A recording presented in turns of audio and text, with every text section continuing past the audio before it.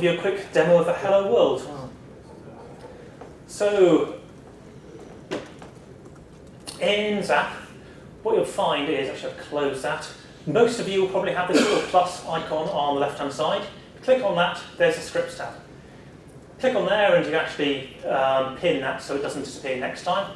And what you'll see is, you'll see a tree of both scripts and templates. The templates are templates for scripts. They don't actually run until you initiate them, instantiate them. The scripts are things that actually run.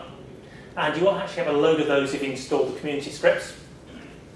And there are various buttons here. You can actually load a script or you can create a new script. So I'm going to create a new script. And so we'll just have a hello. And I'm going to start with just, because it's Hello World, be standalone. You can choose the scripting engine, so go for ECMAScript, which is JavaScript. And you don't have to give a template in this case, but I'll go for the standalone template.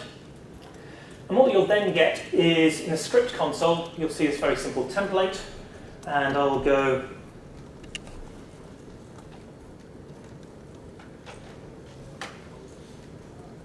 type what you want in, and you'll see there's a run button, and